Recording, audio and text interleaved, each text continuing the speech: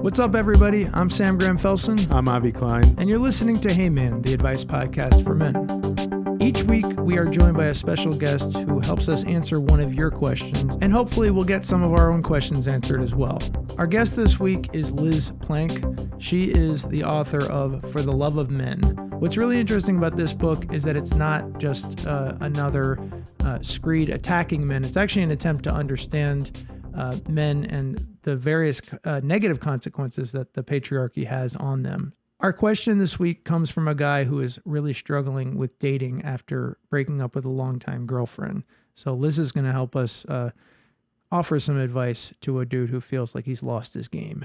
Welcome, Liz Plank. Thank you. Thanks for coming on. We both really enjoyed the book. It was super thorough and just filled with lots of interesting studies, interesting statistics, interesting anecdotes. You talked to a lot of really interesting men. And actually, I was struck by just the opening line of the book where you say that our current definitions of masculinity could be considered or should be considered like the greatest threat to mankind. Yeah. And obviously that's a deliberately provocative opening line. So I just wanted you to expand on that and give some examples of how it's such a threat. Yeah. So I knew that was, and I think I say right after that, I know it's a controversial statement. And if you just open this book and you've just thought about this, it might sound overblown.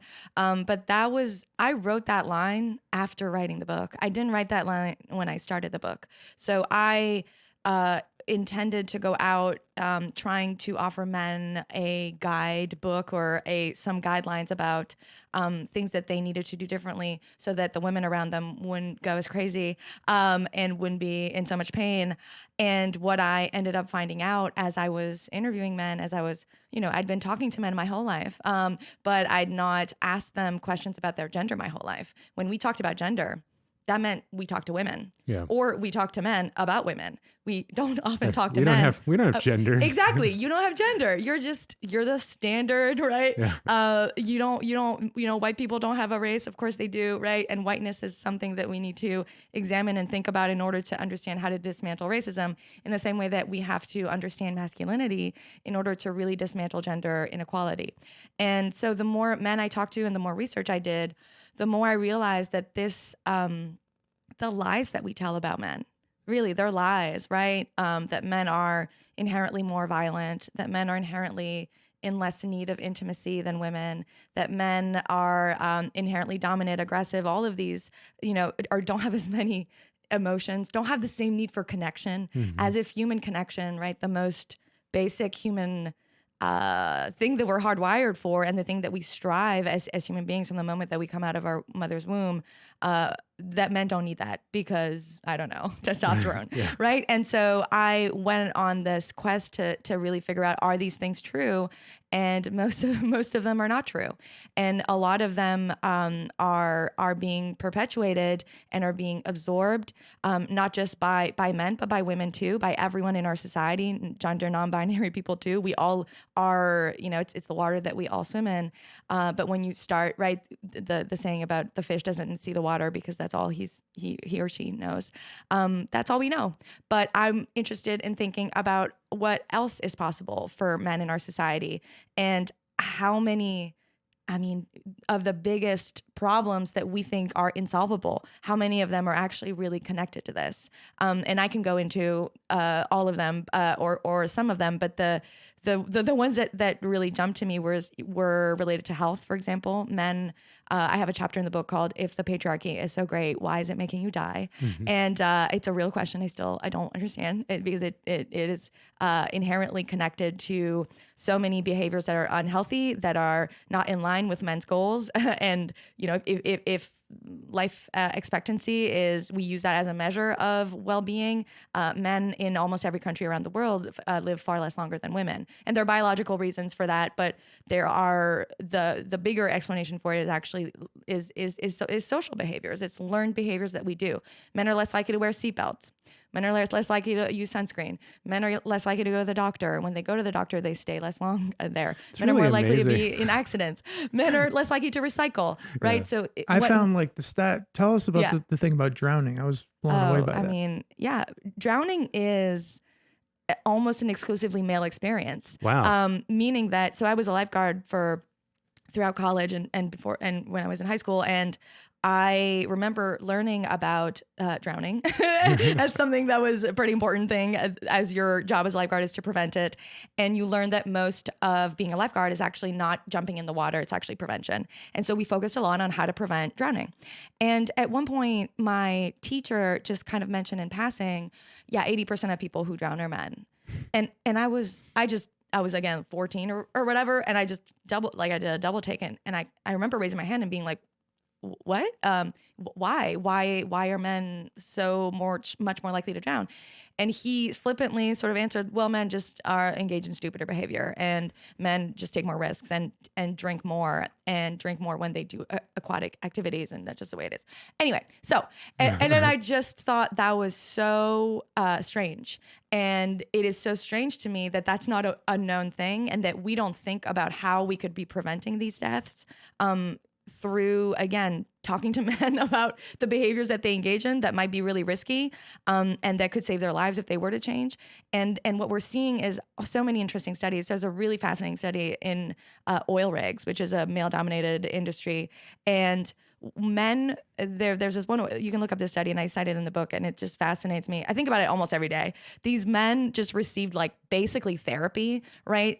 They created this group, and in this specific oil rig, where men could just share how they were feeling, share things that were related to work or not to work, and accidents went down.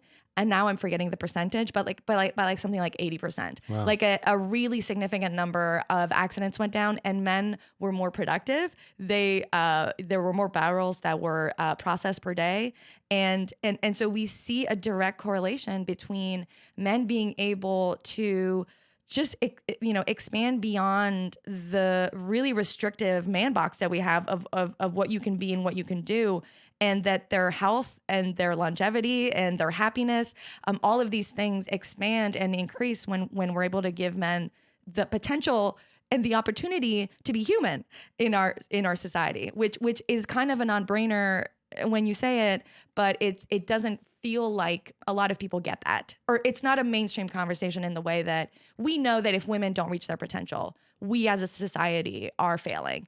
We as a society are not tapping into our potential as a society. We don't think about how men not fulfilling their potential as human beings also is a tax on our society. Yeah, I mean, it's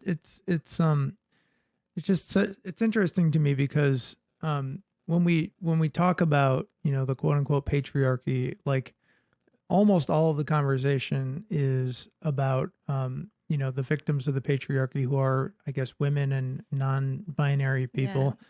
And we rarely talk about men being the victims of the patriarchy. Yeah. Right? It's wild. Because it seems weird. Like if you just say that, like if I say that, especially as a dude, people are like, what the hell are you talking about? Right. I actually think that's why it's powerful coming from you as a woman writing the book. It's harder to hear. Like people are like, oh, I don't really want to hear your complaints. Like given that you're on the top of this hierarchy, Mm-hmm. But it is like it's such a bind, like, because of the ways we've been socialized around our ideas about masculinity, like you never want to think of yourself as a victim ever. So it's like, why would you want to to acknowledge that you're losing something doesn't feel particularly great. Yes. And I think particularly for men, that's a hard thing. I talk about how many extra miles a man will drive over the course of his life. I felt because really he doesn't ask for exposed doing directions. But it's because no one likes to be told that they have to change, right? Yeah. No one likes to be told that the way that you thought was okay and the way that you're doing things is not right, or needs to be different or needs to be altered. That's everyone's going to be a bit defensive in reaction to that. So I think that's why we have to have empathy in this conversation, and we have to listen, and we can't, and that's what I also wasn't seeing in a lot of the literature or articles or even conferences and events I was at, I wasn't seeing a conversation that was going to bring a lot of men to the table and going to bring a lot of men to the table in a productive way that made change possible. Like, I'm just not interested in activism that doesn't lead to the impact that we want to see. I'm not interested in activism that's measured by, okay, a ton of women are getting together, a ton of women, we're all so smart and we all figured it out and the patriarchy is really bad. Great, break. And then that's it. If we are still living in a sexist society and that we are still, like, women are still dying, women are still being beat up by their husbands, women are still making far less than men, like, the impact of our activism, I think the activism is it needs to be rethought. And to me, it doesn't make sense to not talk about how the patriarchy hurts men. It actually is so strange to me because I started doing this while I was writing the book, obviously. So one of the things that I took a pretty strong stance on was around all the abortion bans that occurred. I mean, they happen all the time, but there was a slew of them in Alabama and many other states probably 8 months ago. Right. And I just, again, saw all the women and I felt it myself. I was like, now I have to go and write why and tweet and go on TV and write about how offensive it is for the government to say that I don't have the right to bodily autonomy. And so I called on men to talk about their abortion stories. Mm-hmm. I called on men who are running for president. There's a guy on that stage, for sure, who's able to run for president because he has had the access to reproductive freedom in his life with his female partner, right? Whether it's abortion, whether it's birth control, all of these things are connected. Did anyone rise to the challenge? No one has, and I am still, the challenge is still out there. If anyone wants to do it, and did you hear any male abortion stories? Yes, and that, I tweeted that and it kind of took off, and then I got a lot of criticism from, like, Ben Shapiro or whatever, which I expected. Sure. But then I also got a lot of criticism from the left and from feminists that I respect and admire. And their criticism was that we should never let men speak about this because then we're buying into the idea that the right wants, that men are conning women into having abortions. I don't know, some argument that the far right is doing. We would be playing into that. And most importantly, the thing I hear all the time and that was told to me was men shouldn't have to suffer in order to fight against gender inequality. Men shouldn't have to have a stake in this fight to fight for it. They should just be selfishly, they should not have a selfish reason to care about this. They should be joining the fight it's sort of like this self-righteous, like, moral superiority, like you have to be a good person. And I just think that's so strange. Like, if you were to sell a product and hide some of the benefits of it, that if you were in a marketing meeting, people would be like, I'm sorry, what? You have this great thing that you want more people, if more people buy it, more people can live, more people have freedom, and more people can exist freely. And you're gonna just hide some of the parts because it doesn't feel right. But here's the thing though, I guess I imagine, I'm trying to imagine, like, your critics on the left, like stepping inside their shoes. It's like, men are so annoying, right?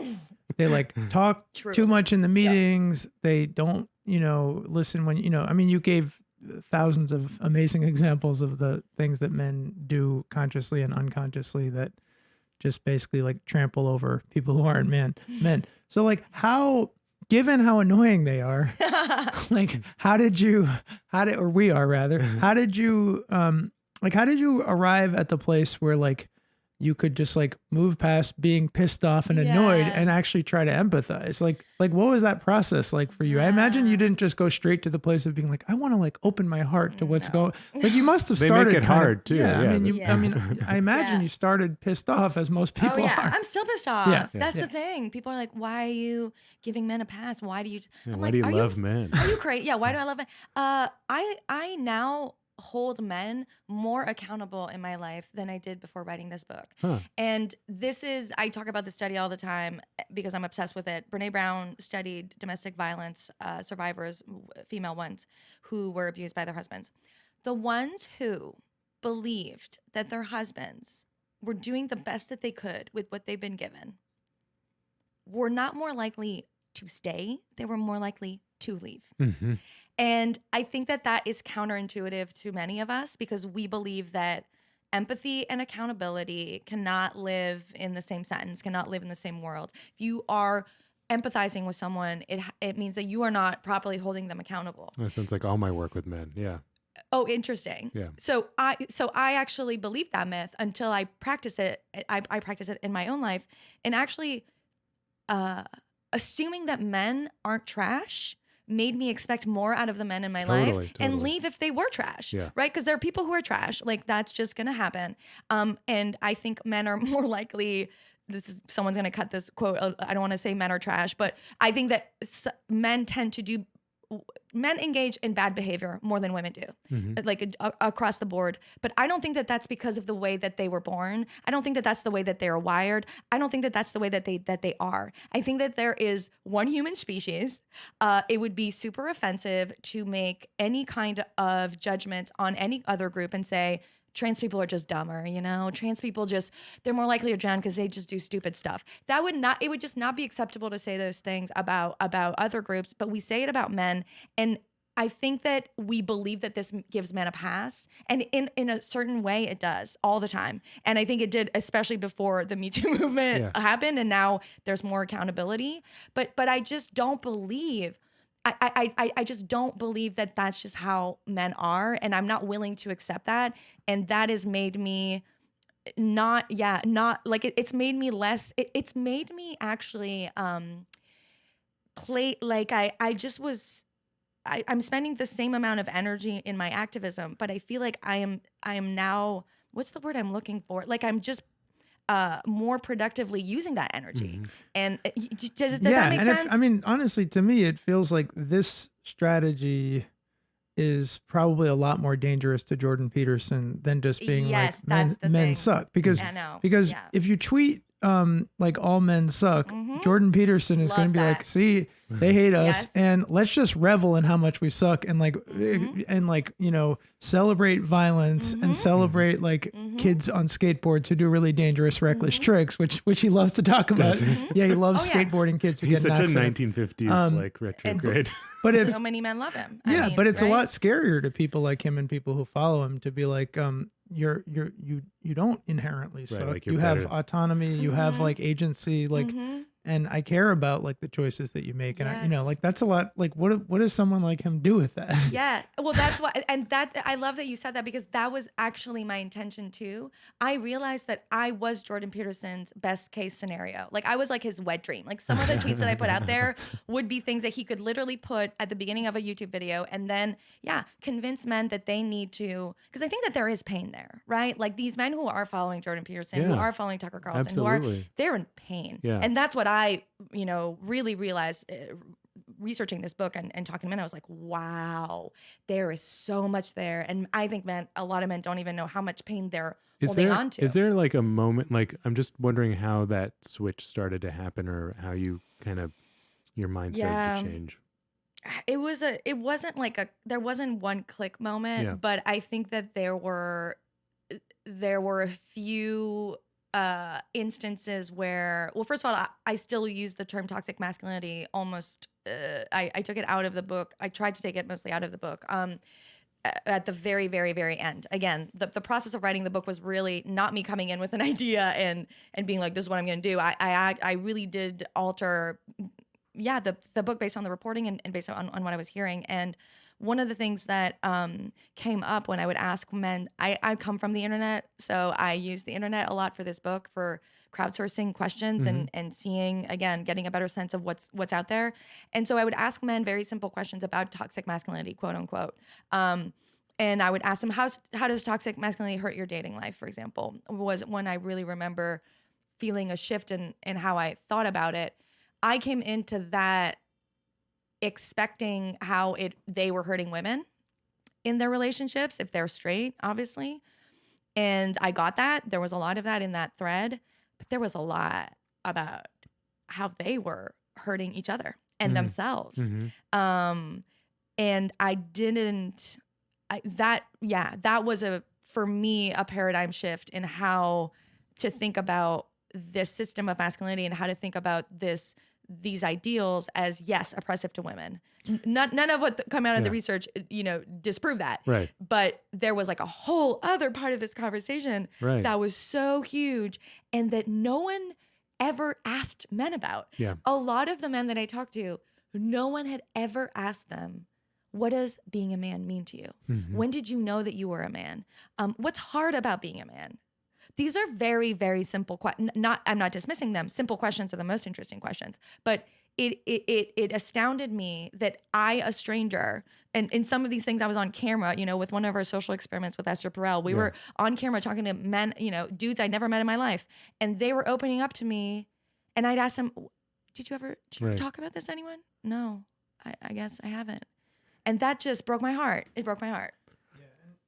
I want to ask you something before we get to the question, which is because I feel like where you're pushing this is almost that like we have our own internal, like we're dismissing men, we're dismissing their capability of doing more, that there's something, and that's like kind of a provocative thing to say that like that women too are sort of underestimating men or, and oh yeah, 100%. But we all do. Men, it's like, in the same way that if you think even about racism, people of color internalize racism too, right? Yeah. People of color, I'm not a person of color. I've been told this by people of color, but they will say, if you have a brain, you have bias, which is what Vernee Myers, the head of inclusion at Netflix, says all the time. And I think about that all the time because it's okay.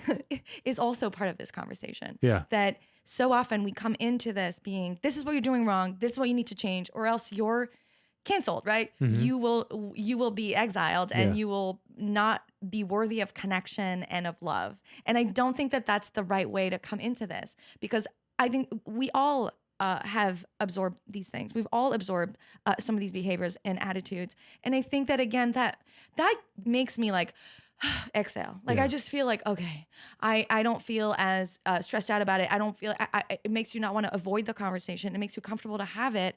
And I just, again, I think that makes it so much more fun and so much more accessible and so much more possible as impactful as this conversation can be. To approach it that way. Something that I say all the time, is that masculinity is so often presented as a problem, but I think it's the solution. Men are inherently, and Michael Kimmel talks about this exercise that he does with so many different men around the world, where he says, what's a good man? He asks a crowd of men, and they'll say, stands up for the little guy, protects and loves others, right? All these, being genuine, being honest, being loyal. Then he says, what's a real man? And then that's when they start shouting all that crap of like getting laid, dominate, win at all costs, all the things that you hear Trump say every fucking day. Sorry, am I allowed to? Yeah, absolutely. Just when I say Trump, I can say that word. So it is clear to me that there is, to me, the good man is what men know to be right. And I think know in their hearts that they want, I think that they want to be that person. I think that the real man stuff is basically the system and what is taught to them and what is forced upon them, and what we haven't necessarily acknowledged is also oppressive to them or suppressive. You don't want to use the word oppressive. It suppresses them. And I think that a lot of men, and you tell me if I'm right, a lot of men are not enjoying patriarchy as much as we think that they are. A lot of men are in the locker room, are in the bus, and they're Billy Bushing, like they're just laughing awkwardly because they just want the moment to pass, because they're talking to a man who, there is a hierarchy within men, right? It's not just there is a patriarchy with men at the top, women at the bottom. There's also a power structure within men, and all of, that's why intersectionality is such an important part of this conversation too. The difference between being a black man in a room and a white man in a room, being the straight cis man in the room and being a trans guy in the room. There's that, but there's also just like, if a man plays that like macho card, he just he'll have one. More power. Just doing it subdues almost anyone. Yes. And what I wish that you had is a toolkit to deal with other men. And I think that we've created a toolkit about how to deal with women, and it's not, men are not there yet, about how to treat women, how to react in certain situations. Like we've had, I don't know, I don't even have an example, but like, don't sexually harass her. Like, don't, make sure you have consent, and this is how you make sure you have enthusiastic consent. I feel like there's not a lot of resources and support about how to challenge other men and how to navigate spaces with other men so that you get to be who you want to be in the world. And I think the majority of guys in a lot of those spaces don't enjoy it, but they don't know that other men are not enjoying it, right? And they just are going along with something that's not making women happy and not making the world a better place, but also not making them happy. I don't think I've talked about this on the podcast before, but like I go to like one of those places where you get your hair cut for like $12. I think they raised the price to like $14. But I just hate getting my hair cut. I want a quick haircut and get the hell out of there. Okay. And it's funny that like I find barbershops to be like cesspools of hypermasculinity because my pet theory is that like, especially when they shampoo your hair, which funnily enough, they do at my $14 place. Really? Like, they don't do that at my like $50 place. I think, well, you gotta come to my spot. I think that they feel like, like I have to overcompensate and be super hyper masculine because I don't want him to think I'm like getting into rubbing his temple, like rubbing my like silky shampooed fingers through his temples.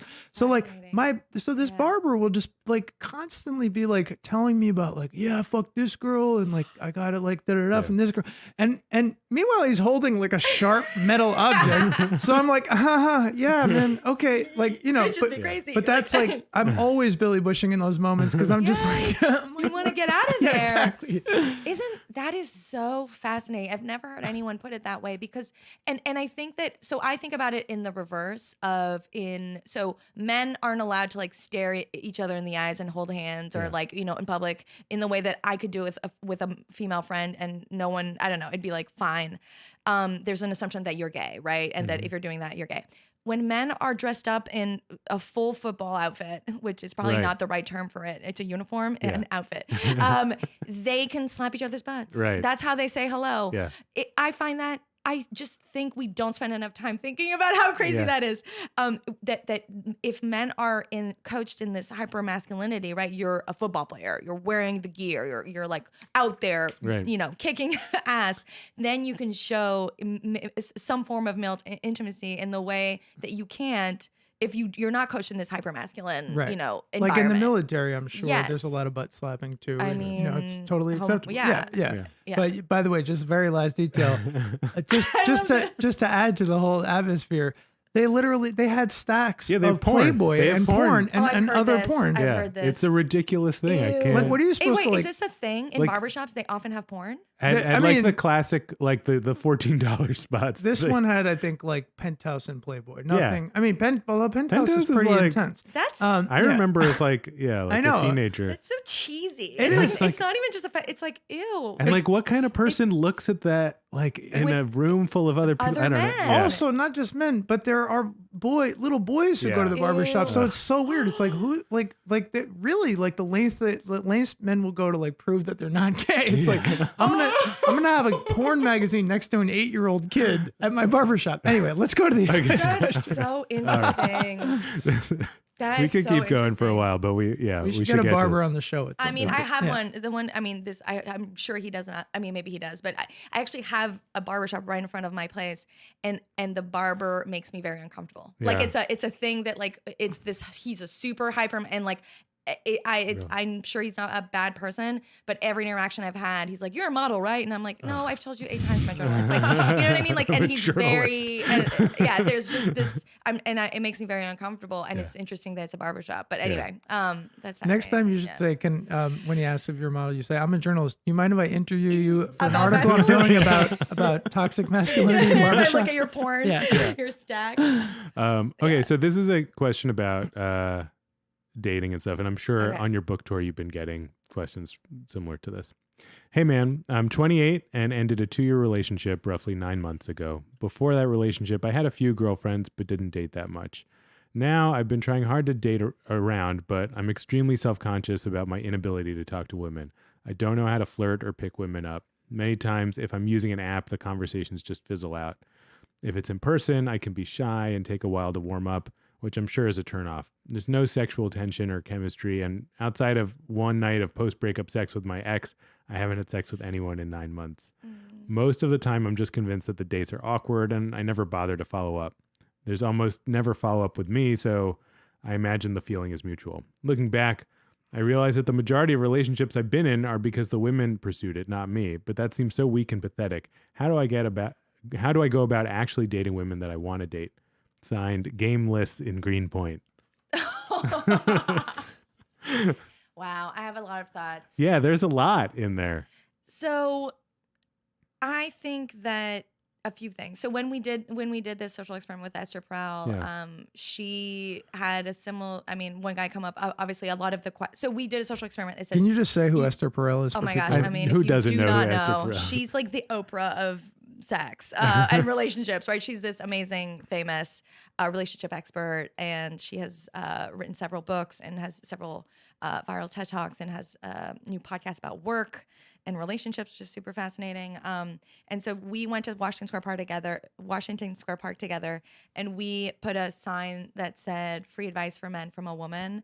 And my plan was to go there on my own, but then once Esther, I needed someone.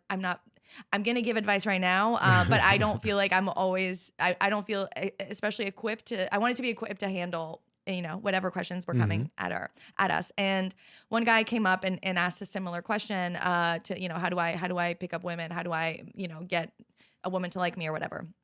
And she said, stop thinking about you.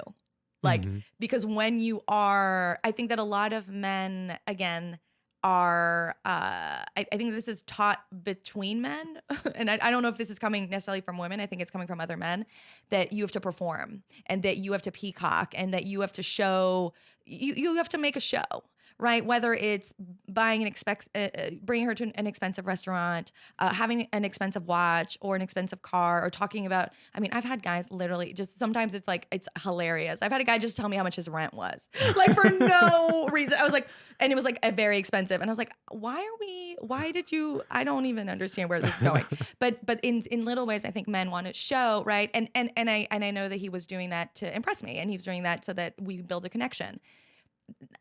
Some women, it will build a connection for them, but I think most women, they don't want to show, they want to be seen. And making people feel seen and making women feel seen is very easy. You have to be interested in them more than you're interested in your performance in the date. Yeah. So ask her questions. Ask her follow-up questions is my big one. A lot of men are not taught, I talk about this in the book, they're taught that about the specific transactions in a date, that you have to pay for the check, you have to choose a place that is close to her, and all these things, I'm not saying they don't matter, but men are not told that they should be asking follow-up questions. You know how great being in a conversation is with someone who asks you follow-up questions? That means that they're actually listening to the answer and that they've thought about what you've said, and then they're showing you that they've actively listened, and they're asking you another opportunity to speak more about something that you are interested in. And so something as simple as that, I think that when we're in situations where we're insecure and we're in situations where we're trying to make someone like us or please other people, we get lost in our heads, and actually getting out of your head and, spending your time being more interested in the other person is actually a far better way of building a connection. I was going to play devil's advocate for a second and just, I've been out of the game for a long time.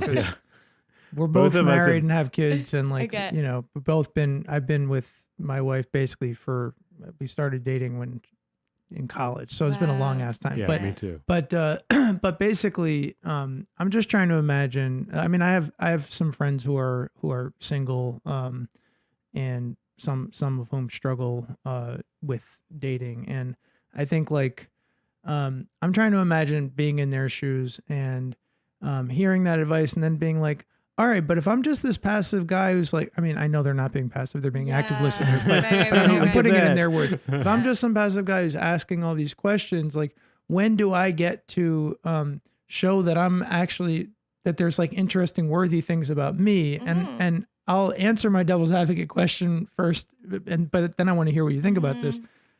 It seems to me that it's great advice just to relax the man, to say, go in and forget about yourself for a while and just really just draw her out and ask her about her life and who she is and what her passions are, and ask interesting follow-up questions and pay attention.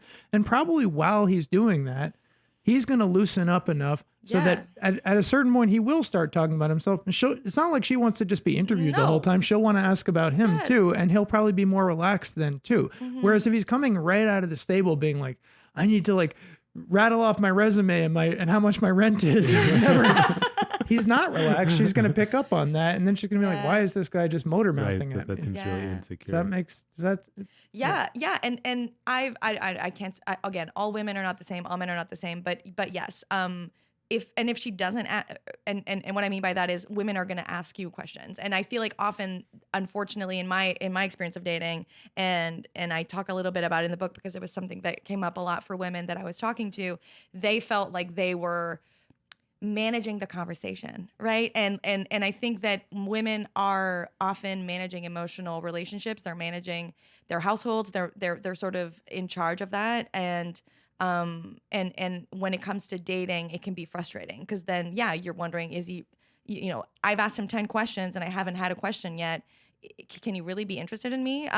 And so, if you ask her questions and ask her follow-up questions, it's not about just asking questions. She's going to ask you a question back, and then you get to have a real conversation. Sorry, Avi. Go ahead. In the book, you talk about how men, engage in acts of quote unquote chivalry, which can sometimes be really oppressive and annoying when you're on the receiving end of the chivalry. And I wonder, like, that the act of like the man paying for the date, like it never really like sunk into me until I read your book, like how that creates a certain kind of setup and dynamic where it's almost like if the man is always expected to pay for the date, it almost creates like a pay for play dynamic. It's like, well, I'm paying for the date, so therefore I get something We're gonna sleep in exchange. together, right? So I almost wonder, like, do you recommend to men now to not pay for to just split, or do you just like I mean, I think that, this is the part where, and I talk about this in the book about going on a chivalry diet, because I realized that I was buying into all of these things too, right? I was mad that men weren't asking me follow-up questions, but then I was also mad when they were focusing on when they wouldn't deliver on the transactional aspects of the date. And I'd be like, I remember once going on a date and it was a coworker. And so already it was like a little bit, this was pre-Me Too, when it was not that big of a deal. And it's still common, but anyway. So we're on this date, but it's not necessarily like 100% clear that we're on a date. And then we split the check, and I was like, ugh, like, what are we, just at a work lunch, And I remember being upset about that and it tainting my interest or my level of interest, and then catching myself being like, well, I participate in this, like, so I should stop doing that, so I don't just blame, it's not just a one-sided, expectation of who needs to change. So I stopped participating in chivalry. I do still enjoy parts of it, though. How do you communicate to a prospective date that you don't participate in chivalry? I think that so my rule, and this is my own personal rule, you can take it or leave it. I still think that given the world that we live in and the current system that we're in, hopefully we can move to a system that's different, but given the current system, I think that the man should pay for the first date as a symbolic gesture of, I appreciate your time, and showing and signaling his interest. And unfortunately, with our friend, I only remember Greenpoint. What's the Gameless? Gameless in Greenpoint. Not following up. Yeah. Unfortunately, still will signal, even if the woman is interested, she's going to take that. She's waiting for you to follow up first. And that's unfortunate. It sucks. Yeah. It shouldn't be that way. But given I think the world that we live in, those little things are still I think apply. Wait, let's pause on that for a second, because I think men who don't have game don't really get it often that they're expected to follow up. And they think that if the woman isn't getting back to them, the woman just hated them. So I think it's just an important point. Oftentimes, but why is that? If we can just interrogate that for a second. Why is that? Is it just that women are afraid that they'll be considered too like masculine or aggressive if they make the first follow up? I think that it feels in the way that it feels maybe humiliating for the woman to pay on the first date for the guy, it feels humiliating for the woman to be the first person to reach out after a date with a guy. And that's the best way for, again, I'm talking, this is very anecdotal and personal, but I think that, again, we are synced in these gender roles.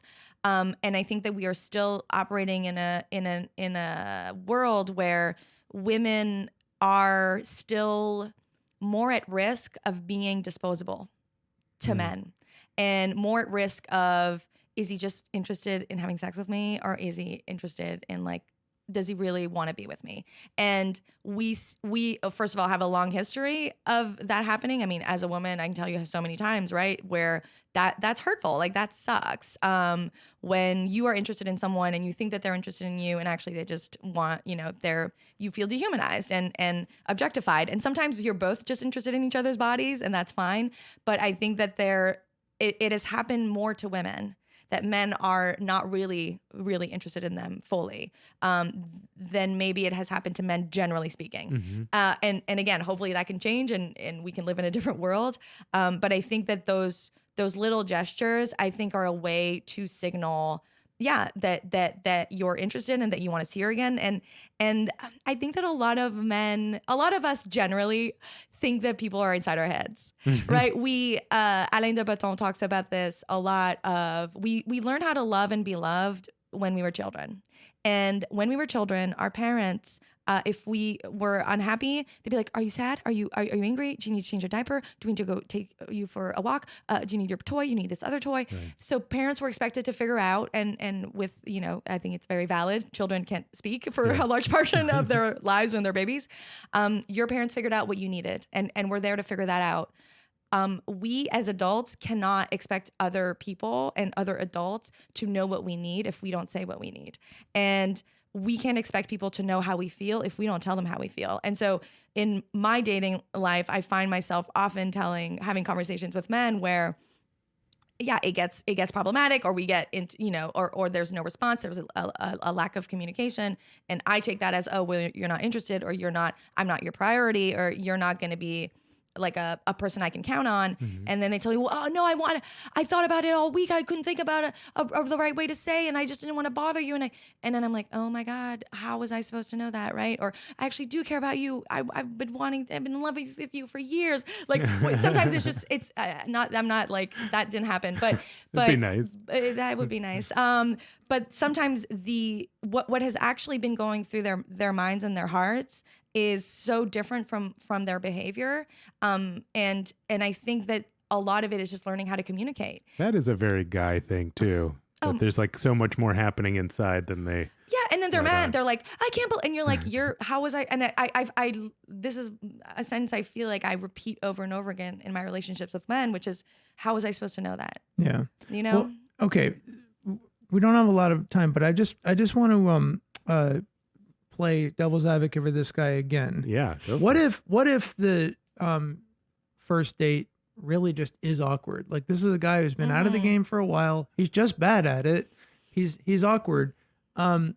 Like, if not to put you on the spot list, but like, if you had a really awkward date, like, and the guy tried to follow up, like I guess what I'm wondering is, like, are there second chances in dating? Like, if you blow it in the first one, like, because my guess is that probably, I mean, if it's like the most sociopathically awkward thing ever, obviously the answer is no. But like, if the guy was like a little bit shy, do you think, it seems to me that like a lot of people would give him a second chance. Like, it's not like he like had one bet at the roulette wheel. You got to shoot your shot, right? Like, you got to take, I mean, if he wants a second date, you got to ask. I think that's what Liz would say. You can speak for yourself. That's true. And something that Esther Perel asked this one guy was, do you choose or do you wait to be chosen? And I thought that was, and this guy was like, you could just see, he was like, I wait to be chosen. It's a very Esther Perelism. But I think that might be helpful to our gameless in Greenpoint,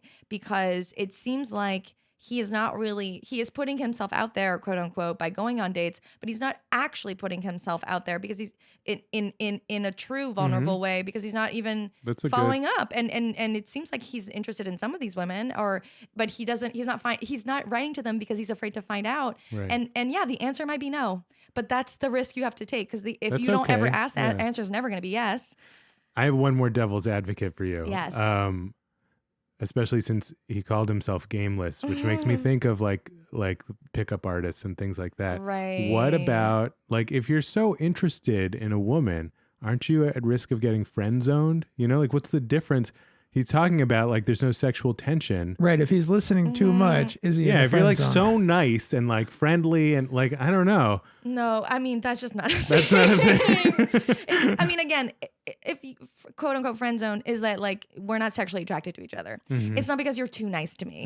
It's because I don't have sex with you. I want to spend time with you. And like, that's just like, and sometimes that, you gotta live with that. And that's also just because someone else or is not able to love you, it does not mean that you are not lovable. Just because someone else doesn't want to have sex with you, it doesn't mean no one wants to have sex with you. You're unfuckable, exactly. So it just might not work with this person. I also think like the friend zone thing is actually more of a guy side. Like that is maybe you afraid to ask someone on a date. Yeah. You know, like that's when that happens. Is like you're doing like some of the good stuff, but you don't want to get rejected, so you don't do it. Right. Like that's why that happens. By the way, for those guys who are worried about that, there's another good piece of advice in Liz's book, which I guess you got from Google's corporate or YouTube's corporate policies, which is just you're allowed to ask once. So like if you think you're in the friend zone, you want to move it to the romance zone, you can ask. Yes. If she says no,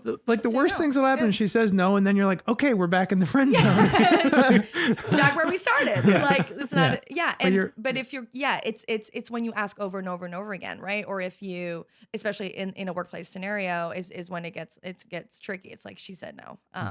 That's not going to change. Yeah. So if we're going to distill the advice for our friend Gameless in Greenpoint, it's to pay more attention and to be sort of more authentically like interested. Get out of your own head. Get out of your head. Yeah. And by the way, it's kind of I mean, we don't have time to get into this, but on almost every show, I would give a plug for meditation. I mean, you need to practice getting out of your own head. It's easier said than done.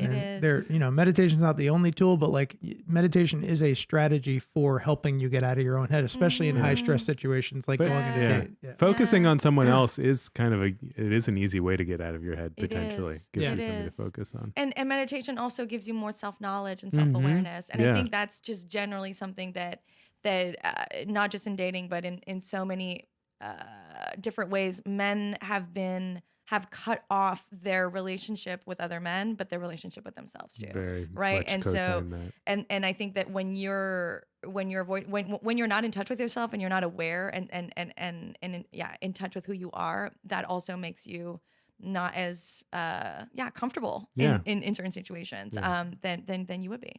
Yeah, it's one of the, when you're not comfortable with yourself, that's when you have bad game. Yes, exactly. You know, I mean, it's kind of a chicken and an egg thing, but like you gotta just like work on being comfortable with yourself. Yeah. Like it's gonna be hard to have good game if you just feel terribly uncomfortable with yourself. Absolutely. And then you're kind of like there to get validation from the other person or something like, which is what I do. I mean, and a lot of women do, which is like, love me, like me, because I don't like myself. Love yourself, be comfortable with yourself, and then you'll be a way better date. And that's something to aspire to. That For we're sure. all working on that. Working on that. That's also the part. Yeah. Dating sucks for everyone. Yeah. That's what also he should remember. Yeah. No matter how many years you've been in and or out of the game, dating is, you have to go on 10 dates to go on one good date, right? Isn't that the ratio? But couldn't we just like it sucks, but like what if it was just like a small like twist was made in your head where you're just like, it's funny. You know, dating is funny. Yes. It's like a comedy. It's like, all right, it's like, it's not going to work 9 out of 10 times. And like, let's just have fun with it and roll with it. I love that. As opposed to just being like super disappointed when you know that 9 out of 10 times it's going to go bad. I love that. Yeah. My best friend Kat, she's like, I approach dating like a salesperson. They just call and a no is a road to a yes, you know? And a no is not it doesn't say anything about you. But that's a hard thing to remember. But if you tell yourself that, then you'll approach it much more in a much more light, framework, and it'll be much more enjoyable. So Liz has to get on a plane to an amazing tropical location Oh my while we're gosh. stuck in I'm increasingly sorry. cold New York I City. know it's going to but, snow soon. But can you share with us a piece of advice that you have gotten at some point in your life, or read or whatever, that has stuck with you and proved helpful So throughout your life? much. The best advice I was given when I was in my early 20s, when I was dating and just like our friend, not finding, happiness in that, I was told by my therapist at the time, she said, Elizabeth, she's the only person who calls me Elizabeth, along with my mother, Elizabeth, if you're hungry, don't go inside an empty kitchen. Ooh, And I like that that. stayed with me. And it applies to so many different things. It Yeah. applies to relationships, obviously, but it applies to everything, right? And that when you keep going to an empty kitchen, whatever that empty kitchen is for you in your life, just come up with an alternative and try and figure out why you're tempted to go in that empty kitchen, and go find a kitchen with all your favorite snacks in there, because it's out there. Yeah. That would be it. Where can people find what's the name of your book, and where can people find you on social media? The book is called For the Love of Men, A Vision for Mindful Masculinity. You can buy it anywhere. It's everywhere. Online. I encourage you to buy it at your indie bookshops and those stores. And you can find me at Feminist Tabulous, which is really hard to say and spell. But if you put in Liz Plank, I will pop up on Twitter, Instagram, TikTok, which I'm playing with, and all the other fun places. Awesome. All right, that's it for our show this week. Thanks everyone for listening. If you have a question that you want some advice on, please email us at heymanpod@gmail.com, or better yet, give us a call, 917-426-4326, and leave us a voicemail. All questions, if they make it on the show, are anonymous. No need to worry. You can follow us on Instagram or Twitter at heymanpod, and if you have a moment, give us a review, Apple Podcasts, or wherever else you get your podcasts, and better yet, click subscribe. Thanks so much. Have a great week. Peace.